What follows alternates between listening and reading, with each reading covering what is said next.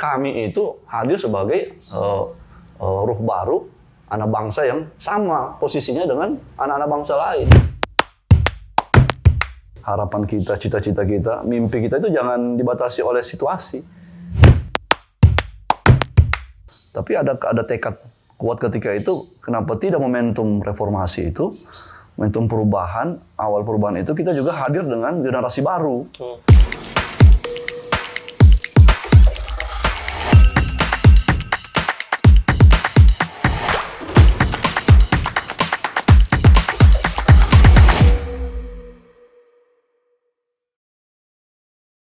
Bismillahirrahmanirrahim. Assalamualaikum warahmatullahi wabarakatuh. Waalaikumsalam warahmatullahi wabarakatuh. Alhamdulillahirrahmanirrahim. Pada hari ini kita bisa bertemu dan bisa bersua dalam acara podcast Kami Bandung bersama alumni Kami Bandung. Insya Allah pada hari ini kita akan ditemani oleh alumni kita yang saya pribadi sering menyebutnya Bang Akbar. Kita sapa dulu. Bagaimana Bang kabarnya, sehat? Alhamdulillah. Alhamdulillahirrahmanirrahim. Alhamdulillah. Insya Allah Bang, hari ini mungkin kita akan ngobrol-ngobrol Bang ya? Iya. Ngobrol-ngobrol karena di pandemi hari ini kita tidak bisa bertemu langsung karena kita tidak bisa seminar, diskusi secara offline. Apalagi hari ini sedang PPKM Bang ya? Mudah-mudahan kita termasuk orang-orang yang terus produktif dan di mana hari ini kita pun terus berdoa agar semua orang-orang yang meninggal diterima oleh Allah SWT, Bang. Amin, amin. Karena banyak sekali korban-korban yang berjatuhan di 2 pekan ini. Mudah-mudahan lekas pulih bumi ini dan lekas pulih Indonesia.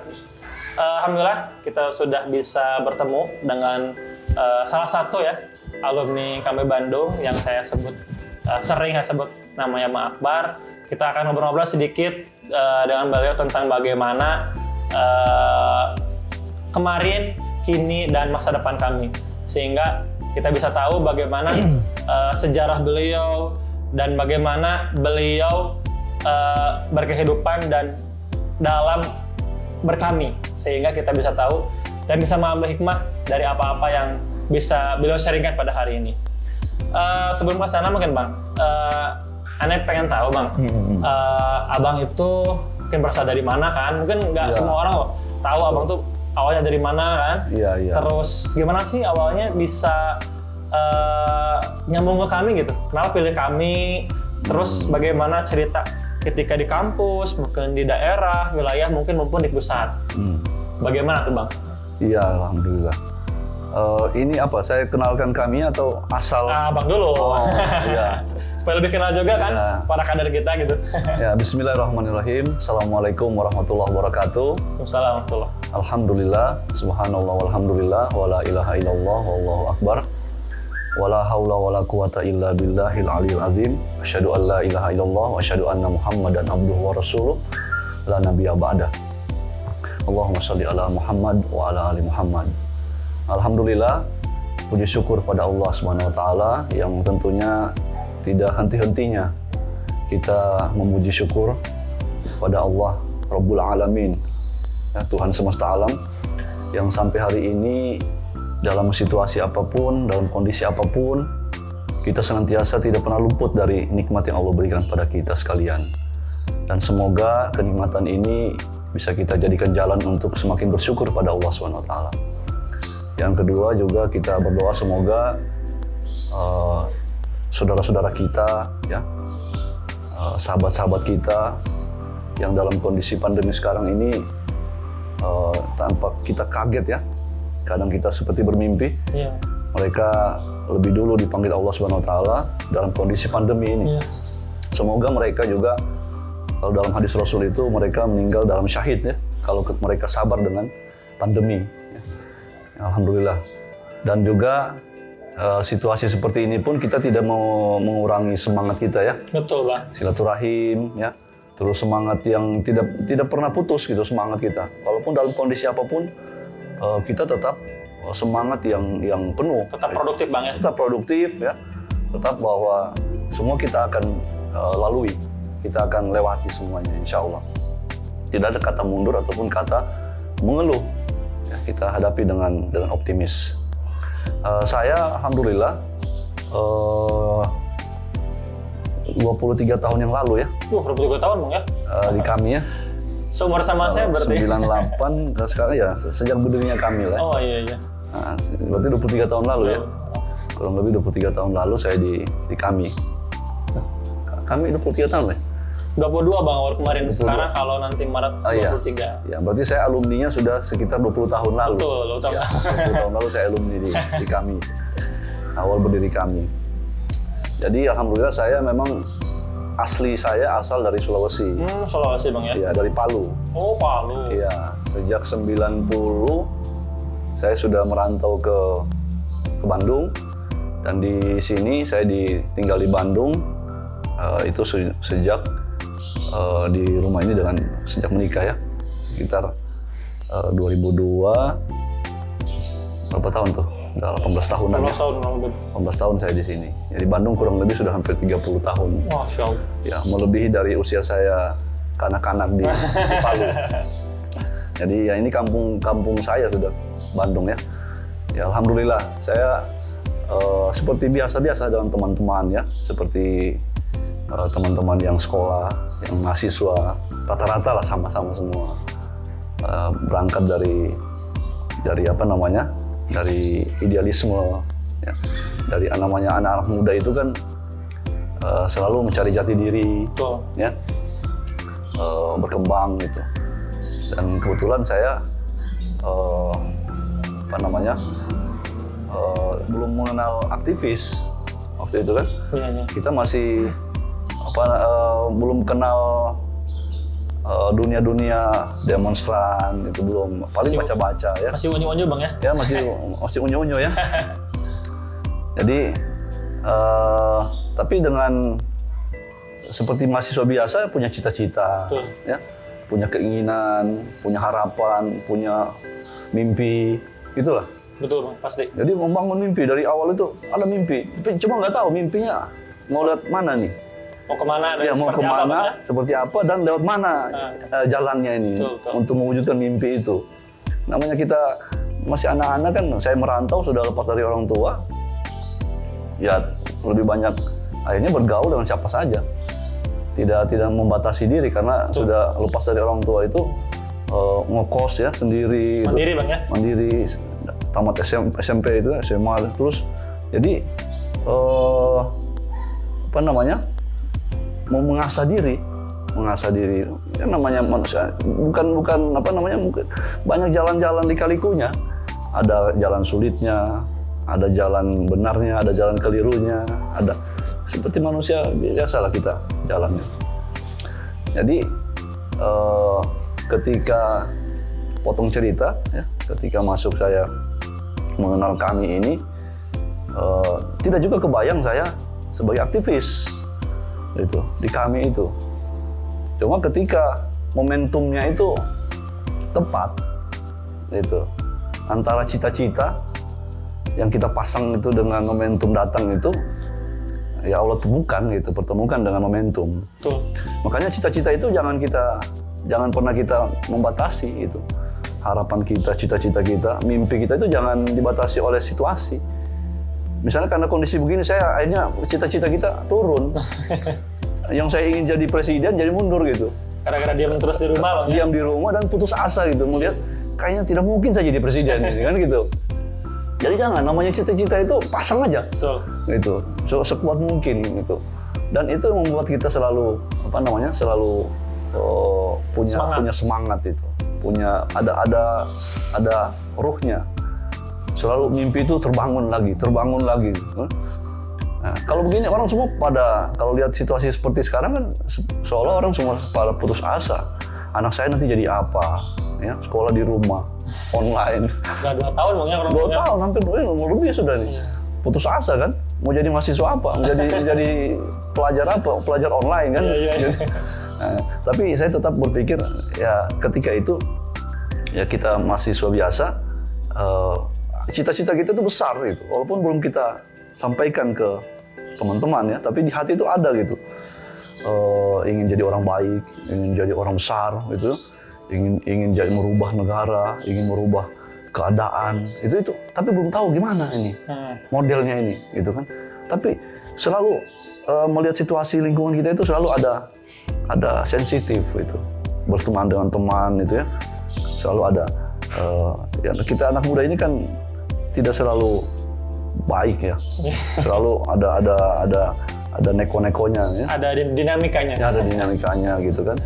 Tapi di jiwa kita itu ada keinginan ingin ada baik berubah diri sendiri, merubah lingkungan, tapi tetap bergaul. Betul. Ya, tidak dan bukan kita juga berangkat dari orang soleh gitu. Bukan berangkat dari pesantren, atau berangkat dari enggak gitu. Berteman seperti biasa gitu. Nah, coba cita-cita itu bertemu dengan momentum. Waktu itu saya ingat saya masih semester 5 ya, semester 5. Saya teknik industri di Unjani waktu itu. Unjani ya. Universitas Ahmad Yani, Jenderal Ahmad Yani. Saya teknik industri. Teknik industri. Ya, teknik industri. Ketika 97, tanpa juga saya membayangkan, saya dapat amanah dari teman-teman di kampus itu menjadi ketua DKM. DKM ya. Ya, menjadi ketua DKM waktu itu saya juga nggak kaget juga gitu. Itu ya, waktu itu ya, mungkin teman-teman yang kenal saya dulu rambut panjang gitu kan, sebahu gitu. Iya. Karena dulu itu ada saya pernah baca hadis gitu kan, bahwa Rasul itu sebahu. Iya, emang panjang sebahu. Ya, sebahu gitu. Jadi saya nyena Bang. saya praktekin gitu. Namanya anak muda begitu, selalu punya sosok. Punya idealisme, tidak ada rasa malu. Yang penting itu keyakinan dia, lakukan sama dia. Selama itu dapat pahala gitu. Kayak gitu tuh. Jadi ketika saya kaget juga, kok saya rambut panjang kok jadi ketua DKM di pemilihan waktu itu, pemilihan oleh unit kampus kan, itu oleh anggota DKM, pemilihan umum dan sosialisasi ke kampanye Bang ada ke himpunan-himpunan gitu kan ada perwakilan suara dari tiap-tiap himpunan. Iya, ada perwakilan memilih ketua DKM gitu kan. Jadi ya, kaget juga waktu 97 saya jadi ketua DKM, ya itu waktu itu masuk dalam komunitas atau dalam satu kelompok namanya LDK, Lembaga Dakwah Kampus. Ya, awal-awal. Jadi DKM itu bergabung dengan kita berhimpun dalam satu himpunan namanya Lembaga Dakwah Kampus. Setiap DKM kampus itu bersatu di situ namanya LDK, Lembaga Dakwah Kampus. Iya. Nah, saya kebetulan mewakili Unjani waktu itu, jadi ketua DKM. Ya disitulah saya mulai organisasi. Saya dulu sukanya ya nggak suka organisasi juga, suka basket. Nah, dari dulu suka futsal, suka bola, gitu, volley itu.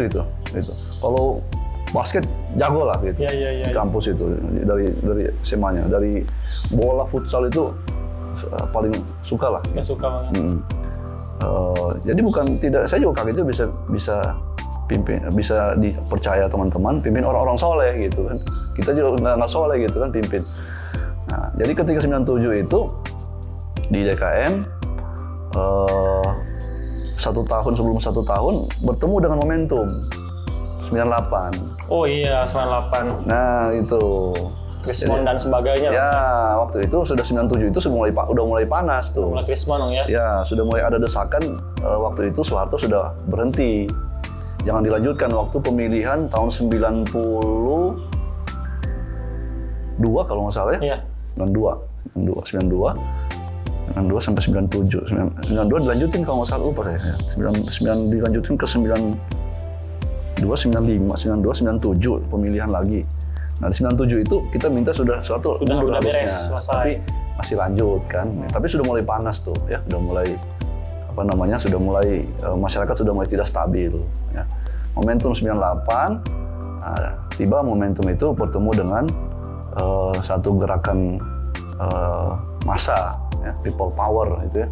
Masyarakat hampir di seluruh Indonesia itu bergejolak, mulai ada ketidakstabilan keamanan ya, sudah mulai protes di mana-mana gitu, tanpa ada yang rekayasa, selalu meledak di mana, meledak sini, ada masalah ekonomi gitu kan.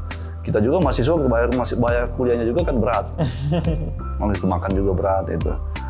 Nah 98 itu ada satu momentum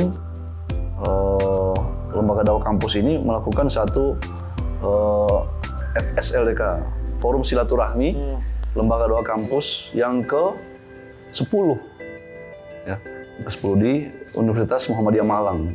Nah, itu saya diundang juga waktu itu. Karena sebagai ketua DKM, waktu itu saya ingat itu ketua forum Forkomnasnya itu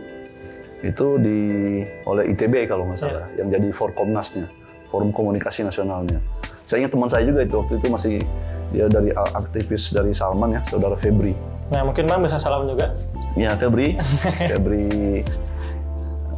ya teman di Mata ya di Salman itu. Salam. Ya, itu beliau jadi koordinator FSLDK waktu itu untuk nasional ya. Jadi kita melakukan satu FSLDK di Malang ya, di Universitas Muhammadiyah Malang. Nah itu momentum itu juga kita tidak pernah merencanakan atau menggagas satu membayangkan kita jadi aktivis seperti HMI ya. Cuma cita-cita besar waktu itu FSLDK ini kan lembaga yang sudah terkoordinir dengan baik, cukup meluas ya, masif, solid. Ya, waktu itu saya ingat memang beberapa teman-teman itu di forum FSLDK-nya ya, ada yang mengusulkan tentang LDK ini masuk saja gabung dengan HMI, gabung dengan PMII yang sudah ada gitu, atau dengan Pemuda Muhammadiyah. Jadi aspirasi kita tetap tersampaikan, gabung aja awalnya gitu. Ya, dengan Banser atau dengan sebagainya lah. Pemuda gitu. NU atau apa kita gabung lah gitu, karena sudah ada yang mau kill umat Islam gitu gerakan itu. Jadi list berapa nama-nama itu, tapi ada tekad kuat ketika itu. Kenapa tidak momentum reformasi itu? Momentum perubahan, awal perubahan itu kita juga hadir dengan generasi baru. Itu nafas baru. Iya, itu semangatnya. Jadi generasi baru itu kita tidak dilahirkan oleh satu rahim organisasi. Kita ingin melahirkan diri gitu. Natural Bang ya? Iya, natural. Ini melahirkan diri aja gitu. Nggak ada rahimnya gitu. Ya, nggak ada. Jadi tidak ada yang kebayang itu diskusi kita di mahasiswa itu tidak ada beban masa lalu. Gitu. Dia lahir dan tidak ada orang tua yang melahirkan. Memang lahir seperti Sumpah Pemuda gitu. Betul. Ya, anak-anak muda ini, LDK ini punya keberanian, punya idealisme, dengan cita-citanya yang luar biasa tentang bangsa ini. Betul. Dengan idealisme dan keberanian, waktu itu saya memang heroik lah ya. Teman-teman mahasiswa ini tanpa ada yang mendukung dana atau mau memfasilitasi atau mau membacking, mensupport, tapi hanya disupport oleh moral ya, semangat moral, sama Bang ya, kebersamaan itu. Dan itu mahasiswa. Ingat mahasiswa baru usia 20 tahun, gitu. Yang menggagas, udah kalau gitu kita lahirkan saja organisasi baru. Yang itu memang tidak punya keterikatan trauma, tidak punya trauma masa lalu. Gitu. Kalau disebut nanti organisasi ini A, dia punya ini cantolannya ini, B ini pernah di sini, C. Nah, udah kita buat aja sendiri gitu, organisasi baru. Karena ini kan momentum kita pas Bang ya. Wah, kita ingin menyampaikan ide dan gagasan kita leluasa gitu. Dan dari awal, dari nol, apa yang pernah kita gagas di kampus, di LDK itu, gagas di DKM, itu coba kita tuangkan di organisasi baru ini, karena tidak ada yang menghalangi kita gitu.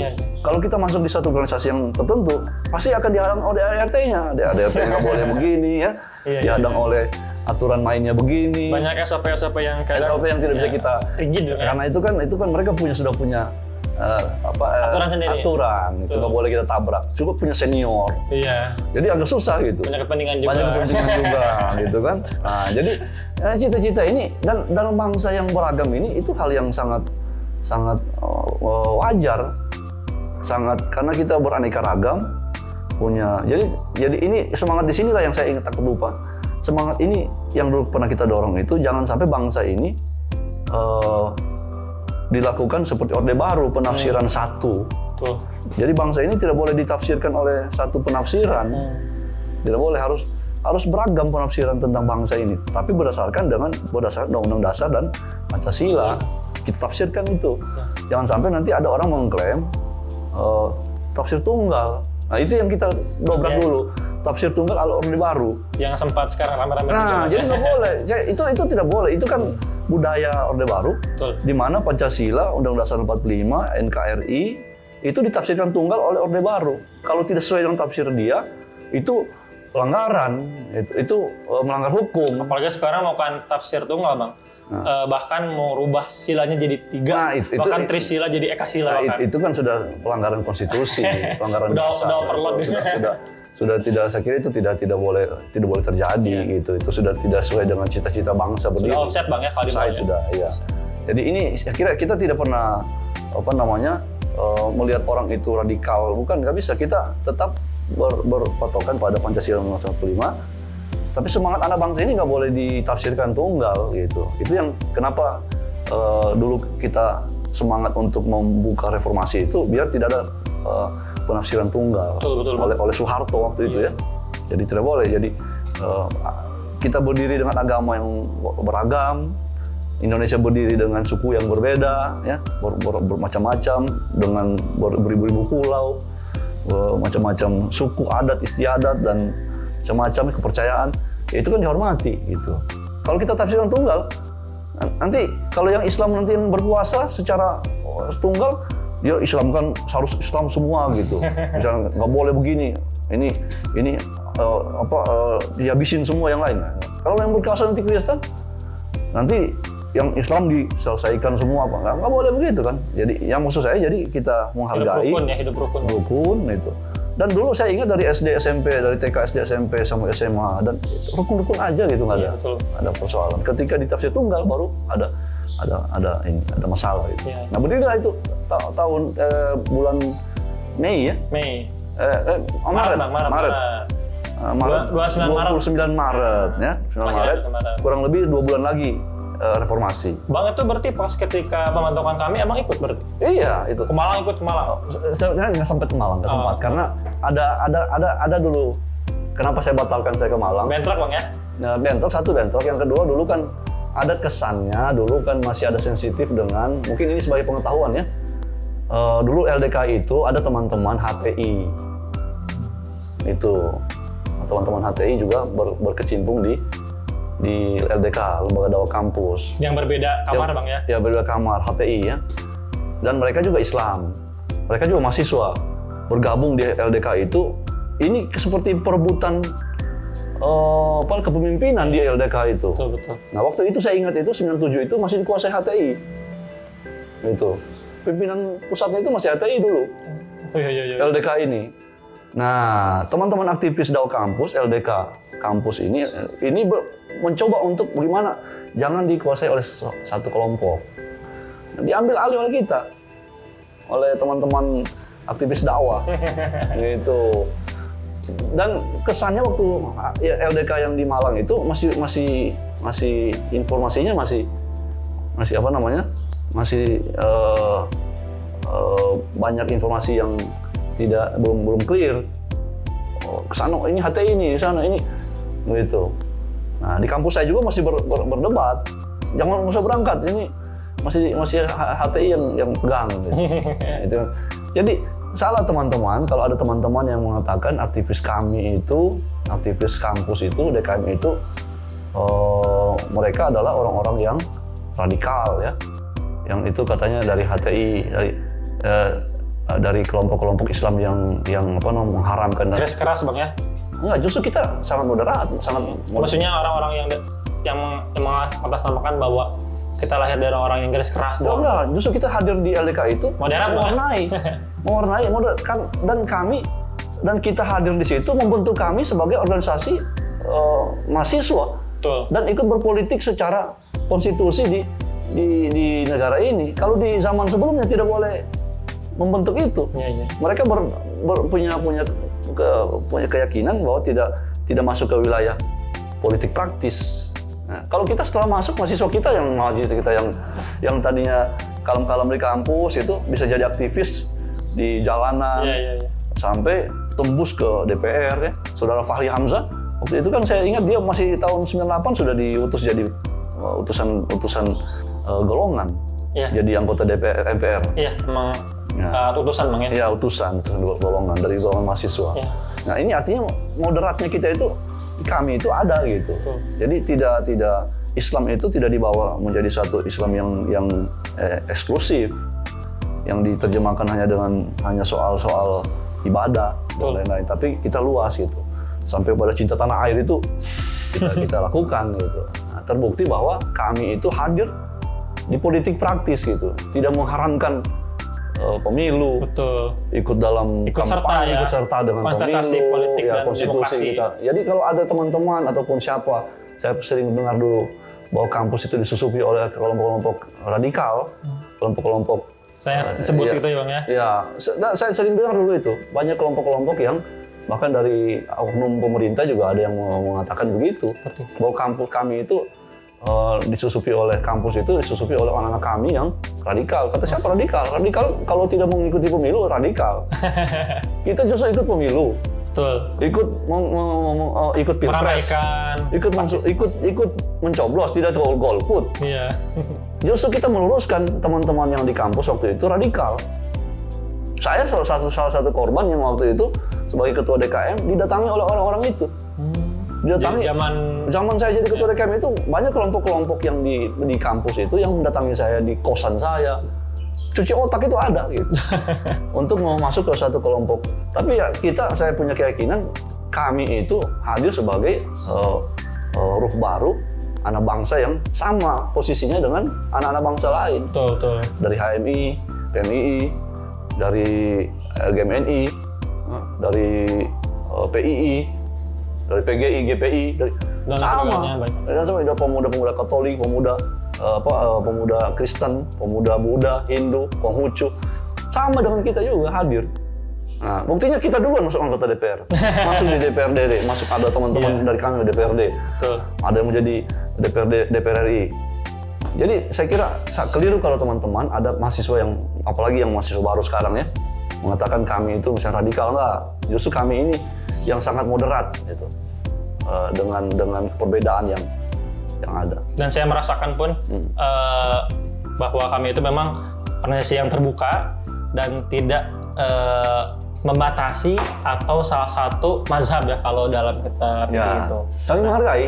Betul Bang. Saya menghargai. Nah, sekarang Bang, singkat cerita mungkin Bang ya. Iya. Kalau tadi tentang bagaimana proses Abang dari mulai kuliah kan sampai berkami, ketika memang ada dinamika lah biasa ya kan, konstelasi politik di kampus. Nah, singkat cerita mungkin ketika di tahun 98. Nah, kalau nggak salah Bang tuh pernah jadi ketua Kamda Bang ya? Iya. Kami Bandung. Tuh gimana ceritanya Bang dari mulai Kami Bandung sampai pusat nih ceritanya gimana? Iya, waktu 98 itu